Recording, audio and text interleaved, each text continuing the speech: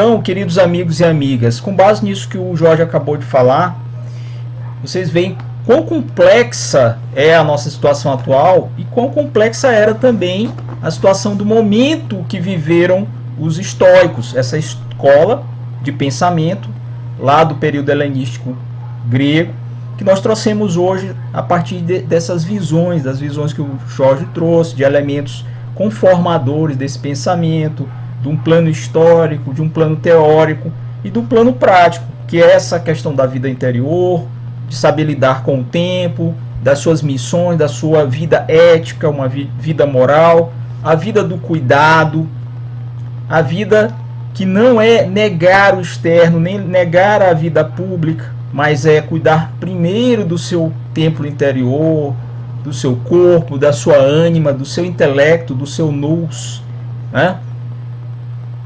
Da providência divina do Logos, viver dentro disso e enriquecer mais ainda o seu mundo interior, buscando essa vida feliz, que é muito difícil, como já foi visto, não era fácil para aquela época. Hoje talvez seja muito mais complicado e é muito mais difícil por tudo que já foi dito aqui. Nós temos incertezas, nós temos angústias que todos nós sempre tivemos, seres humanos sempre tiveram, só que hoje os objetos motivadores são outros. As angústias são criadas a partir de outros elementos que talvez não existissem naquela época. Mas enquanto humanos, demasiadamente humanos, nós temos essa essência que não muda, né? Tem muito da gente que transpõe-se, né? Até mesmo em relação aos limiares temporais. E a gente vê aqui, nessas lições de Sêneca, de Marco Aurélio, né, que conseguiu chegar ao ideal platônico do rei filósofo, né? Marco Aurélio foi um imperador, ele chegou ao topo, né, com 40 anos, mais ou menos aquela mesma idade que Platão dizia que deveria ser, o filósofo rei deveria achar-se pronto para governar, e ele viveu estoicamente, ele não só escreveu, falou, pensou, mas ele governou estoicamente. E trazendo para os nossos dias, nesse período de crise da saúde, que é uma crise humana, é uma crise da saúde, é uma crise dos modelos de vida sociais, dos modelos econômicos, é uma crise que, por mais que nos impacte e nos impactará, e nós estamos dia após dia vivendo para amanhecer vivo no outro dia, trabalhando no hoje para estar vivo amanhã, e ainda assim voltando para o pensamento do estoico, eu não vou saber se eu estarei vivo amanhã, né? Então eu tenho que me preocupar com o meu agora. Esse eu tenho que me preocupar, no sentido positivo da preocupação, de ocupar-me com as coisas que me fazem estar bem comigo, com a minha vida. Dentre elas, cuidar. Então isso é uma mensagem que os estoicos trazem para a gente, cuidar dessa vida interior. Lógico, cuidar também do externo, do corpo, da higiene, hoje mais do que nunca. E aí a gente vê também, de alguma forma, e aí eu vou passar a palavra para o Jorge, que vai falar um pouco sobre isso, depois vai encerrar a sua participação para a gente terminar o nosso vídeo, desde já pedindo para quem assistir, estiver conosco, né, e gostar do material, do conteúdo que a gente tem aqui, inscrever-se no canal e continuar conosco nos próximos vídeos. Vamos falar... eu queria falar justamente dessa questão, que é um momento que está em devir, que é um momento de crise do humano também, por que não dizer, crise das suas instituições, e muitos chamam de transição de todos os elementos, inclusive a transição planetária, como muitos chamam. E esse momento que cobra de nós outros uma postura mais cuidadosa, uma postura mais realista até, do que é e do quão importante é a vida na Terra, do quão importante é que nós cuidemos uns dos outros, além de cuidar de nós mesmos, do quão importante é saber que estamos no mesmo barco, mesma casa em comum, independente do lugar que ocupemos nessa casa, do espaço, do topos, né? E pensar muito no que nos aguarda e preparar de alguma forma, espiritualmente, nos prepararmos tanto para o pior quanto para o melhor, né? Porque é uma condição que também não nos cabe, nós não vamos saber. Como o Jorge falou e os estoicos nos ensinam, mudanças não ocorrem do dia para a noite, são processos longos, duradouros às vezes. Às vezes até você não consegue vencer essas paixões. Muita gente nem vai conseguir vencer suas paixões, vai, pelo contrário, vai entregar-se totalmente a elas e é por elas ser levado também. E enquanto isso não ocorre, eu queria saber do Jorge, se você vê, Jorge, nessa doença que nós todos estamos, porque nós todos, eu tenho falado muito isso com as pessoas, eu considero que nós todos estamos doentes, inclusive os que não estão no hospital, os que não estão com sintomas, inclusive os que não estão com o vírus dentro de si.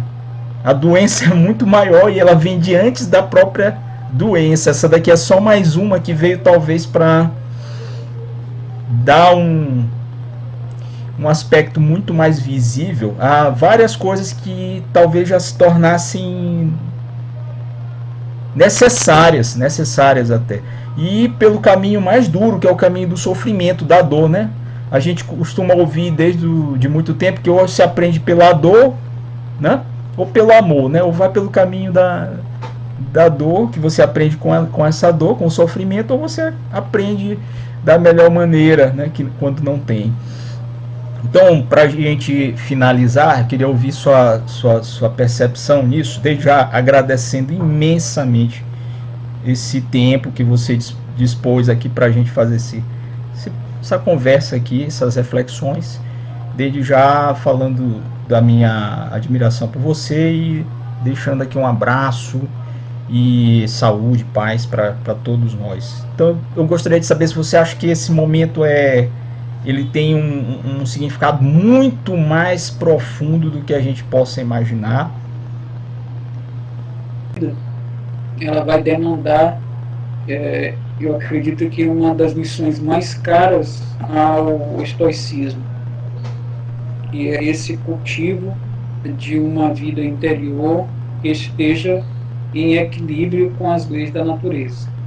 Então, pegando esse ensinamento dos estoicos, que a base desse equilíbrio interior é se fazer semelhante à natureza, ao cosmos, esse modo de perceber, de agir e de se relacionar com a natureza, sobretudo nos últimos 200 anos, trouxe para nós um completo afastamento dessa unidade de que nós somos eminentemente.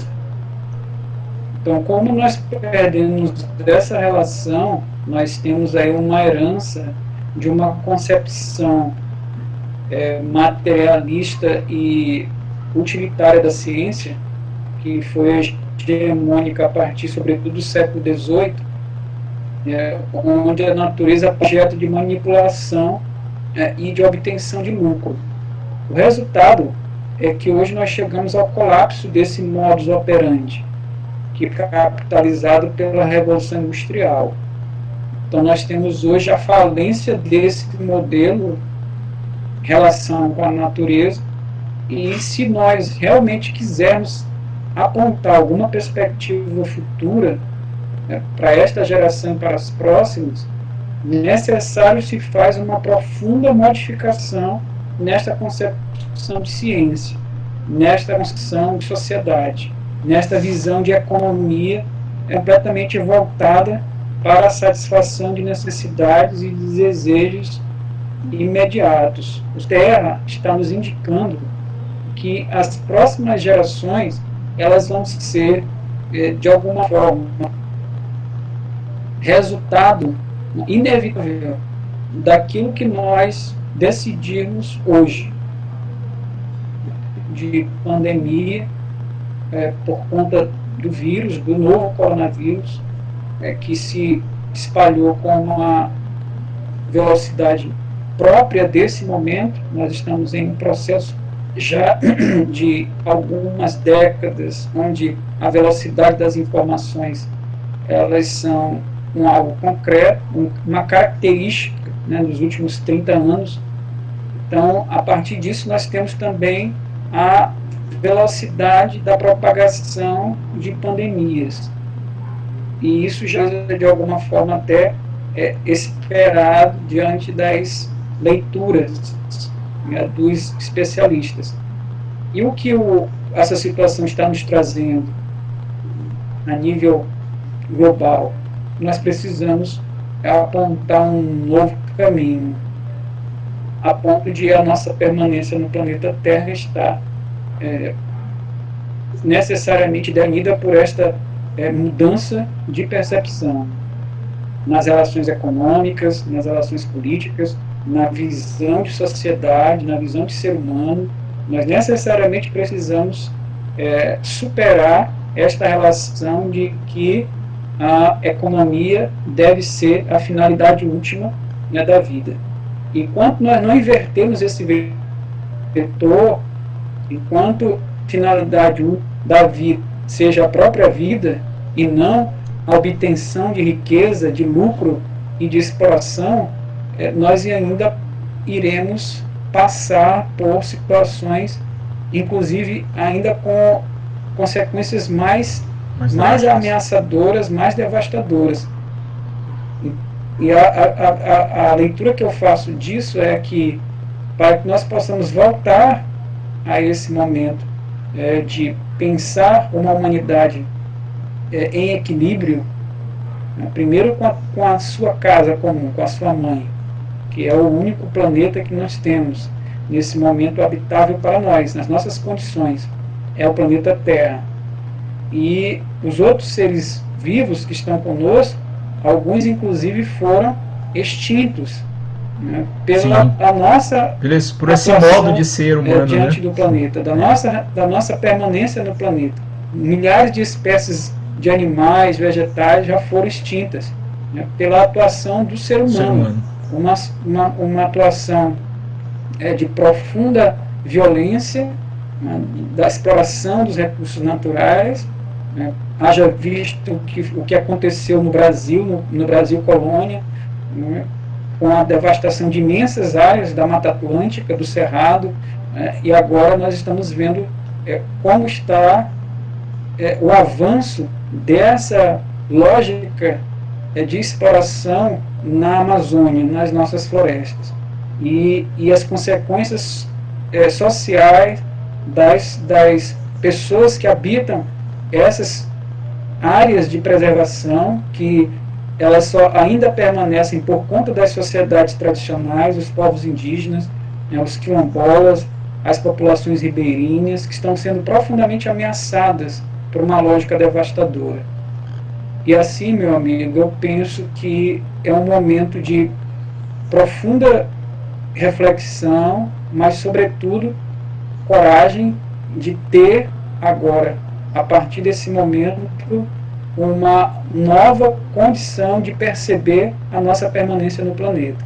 Porque nós estamos sendo ameaçados não somente como espécie, mas como um projeto de civilização que está sendo colocado em xeque por uma situação, para alguns inesperada, para outros um inimigo invisível. Como quer que façamos essa leitura, eu penso que, se nós não tivermos a clareza, né, da responsabilidade, né, de adotarmos outras formas de habitar o planeta, isso passa pelas nossas atitudes, pelos nossos comportamentos, pelos nossos pensamentos e pelas nossas relações. E isso vai afetar, né, globalmente. Eu penso que a humanidade ela não tem mais como permanecer no estado de normalidade, aquela normalidade que nós viemos tendo.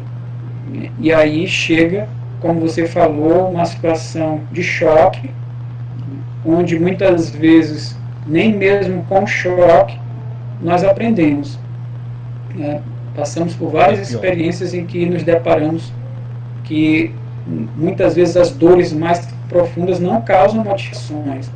Então, voltando aí aos estoicos, não é o sofrimento em si que vai trazer mudanças. O que vai trazer mudanças é a leitura que nós fazemos daquilo que nos faz sofrer, das nossas perdas, das nossas decepções. E se esse momento for visto de fato como uma grande oportunidade de reescrevermos a nossa história, porque não existe nada definitivo, nós fazemos e somos responsáveis por mudar o que pode ser mudado. E aí eu lembro de um autor médico, austríaco, psiquiatra, sobrevivente do campo de Auschwitz, Viktor Frankl. O Viktor Frankl deixa essa reflexão, né, do Viktor Frankl, quando ele diz: quando a situação for boa, desfrute-a. Quando a situação for ruim, transforme-a. Quando a situação não puder ser transformada, transforme-se. E assim, meu amigo, eu deixo aqui também os meus agradecimentos e pela oportunidade dessa conversa. Para mim foi muito enriquecedor estar aqui com você e também com todos os colegas que estão e vão acessar essa conversa, e que possamos nos encontrar em breve, né, em outras conversas, e pedindo aí que nós tenhamos força, né, para continuarmos unidos nessas boas vibrações, e que tanto a humanidade agora está precisando, né, por tantas dores e situações de calamidade que estamos observando.